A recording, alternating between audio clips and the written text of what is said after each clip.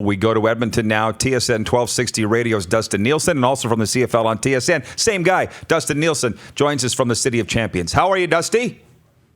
Well, as a Lions fan, it was hard for me just to sit here and not get in on that discussion you guys were having, because you're right, Roddy. Like, you don't expect officials to be perfect, but when they called the second penalty on the same guy for the same infraction, and I was watching the game, obviously, I was thinking, oh my God, we've got a chance to actually take this one from the Packers. I thought for sure they were going to call a hold. I played the radio call on my show this morning, and the Packers play-by-play guy was like, oh, there's a flag that's probably coming back for a holding call. And then they go and call another illegal hands to the face. It blew my mind. I was extremely frustrated. But to get it wrong twice and be wrong twice, you want to call it one time, even that happens. But to do the same thing again at another critical moment, that seems sketchy to me. I wasn't happy. Right, and so they blew it, and that's the point, is it does happen. And if you weren't a Lions fan, you might not care, and I don't care. If I was a Lions fan, I'd probably be upset. But I also think, and you guys tell me if you think I'm wrong or right, but if a coach stands up and blames officials at the end of a game, like Dave Dickinson did after the Calgary-Montreal game, remember in double overtime in August on that very close call? If you just swallow your pride, don't say anything, karma will come back. As opposed and right the wrong somewhere down the line. I feel that way. Football gods, whatever you want to call it. Do you? Or do you think coaches have a right to blow a gasket? Because I understand their jobs are on the line too. Yeah, I think it's an emotional situation for these guys. I called that game, that wild game in Calgary, Montreal, and then I called the last Montreal-Calgary game in Montreal just a couple of weeks ago, and we had a chance to chat with Dickinson, the day before with our sit-down interviews and stuff, and he was kind of like, yeah, I probably shouldn't have said some of the things that I said. But when you're emotional and you're fired up and you feel like it's justified what you're saying, I kind of understand where you're coming from. I watched the post game with Matt Patricia and Matthew Stafford last night, and Stafford, talked about, we're playing the Packers, we're not playing the officials. We settled for 5 field goals. We could have won that game in other fashion, and so it depends. I think on the way a game's finished, if you're going to take shots at the officials, how emotional you are. But very, very often, or not very often, do I think you see somebody, double down on it. And 3 weeks later, when they talk about it, say, yeah, no, I stand by what I said, and I still think it was awful officiating. Like, you just don't see that happen very often. No. Yeah, Dustin, Marshall here. I'll comment. You guys are more hockey guys than I am, although I grew up playing hockey all my life. We know that it happens. We know that referees make makeup calls. They make a mistake, and guess what? Within 30 seconds, there's a penalty called against the other team that makes up for the first one. They know when they make a mistake. They don't need to put out a press release and say, yeah, I missed that call. They do the makeup call. And both coaches know it. All the players know it. I know it happens more in hockey than it does in football, but it happens in football too. Is that not your observation as well?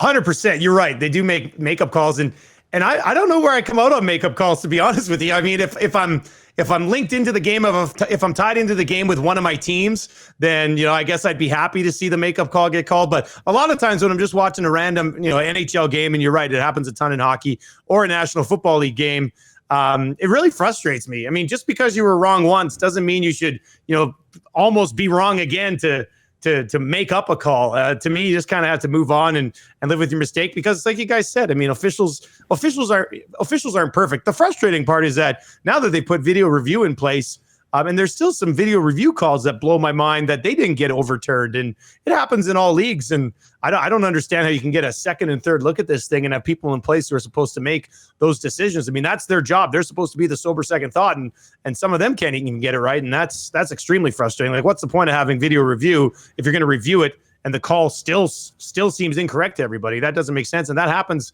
more often than it should. NFC Championship game last year, Rams Saints. Yeah. There's no better example of that. The officiating will be the theme today on this program, Dustin, but I don't want to stay there with you for all of it. So Edmonton, BC, Saturday night. Mike Riley's lost for the year. I had friends at the game they were cheering for the Eskimos. They said it was very quiet in the stadium. Did you feel that, and how did it feel? Like, it was a Super Bowl for both teams, man. Edmonton clinched. I'd be shocked if it was not a vibe in the Commonwealth Stadium. Yeah, there's been a little bit of a buzzkill. I wasn't at the game. I was calling the Golden Bears and Huskies hockey game actually on Saturday night. But I watched the whole game eventually. But I watched the first first quarter, I guess, before I started turning my attention to the university hockey game. And look, there's a buzzkill in this market right now with the Edmonton Eskimos. And it's not fair to the team. It's not fair to the guys who are still playing on the field there. But when you've lost Trevor Harris and Logan Kilgore played through a nasty, nasty gash on his tongue in that game. But I mean, I think there's a lot of people in this market that still. So actually, I saw it this morning on text messages into my show who said, if Mike Riley stays healthy in that game, the Eskimos probably don't win. And then the Lions are that much closer to maybe pulling off, a miraculous climb back into the postseason. So there's not a lot of positivity around this Eskimos group right now from their fan base. Which is kind of a shame because I like Logan Kilgore. I mean, on the field, the results have been hit and miss, but he's a really good dude. I want him to have success. Success for him comes in the form of any win that they can get while Trevor Harris is out of the lineup. But I could understand why there'd be a little bit of a subdued atmosphere at Commonwealth on Saturday night, and hopefully. That might be able to change here. They're on a bye this week, and then obviously they've got the 2 games against the Riders still to come. And I mean, if the crowd's not going for a Riders Eskimos game, then at that point I'd be a little bit concerned. Dustin, what's your take on Trevor Harris? I know they got a bye this week, and then they play back-to-back against Saskatchewan. Now, my thinking is that he's going to be back at some point. He's either going to be back for the West or the Eastern semifinal in Montreal, or he's going to be back for one or both of the games against Saskatchewan.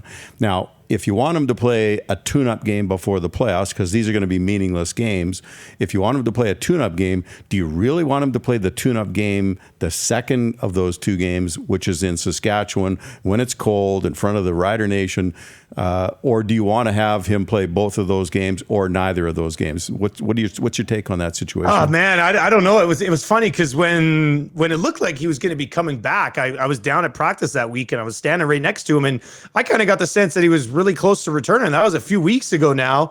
And then obviously they've been very, taking a lot of precaution with him as he tries to get back to be able to throw football the way that he needs to. And to be honest with you, I don't know if we see him in either of the 2 games against the Riders. And you're right. I don't think you want him coming in cold.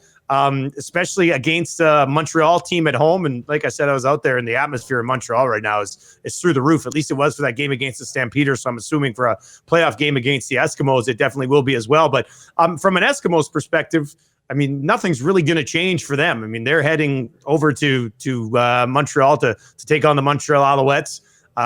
Do you need Trevor Harris to get out there and get a few reps in prior to that?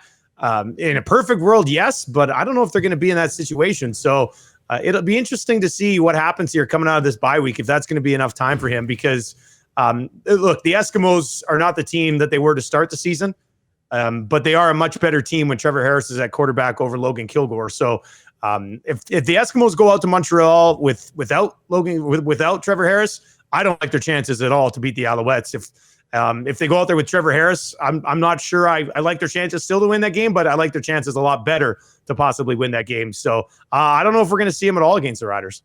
Two last ones. I thought that the Eskimos might at least try to pick up James Franklin at the trade deadline. It doesn't look like they even considered it. Was I all wet with that assumption or prediction?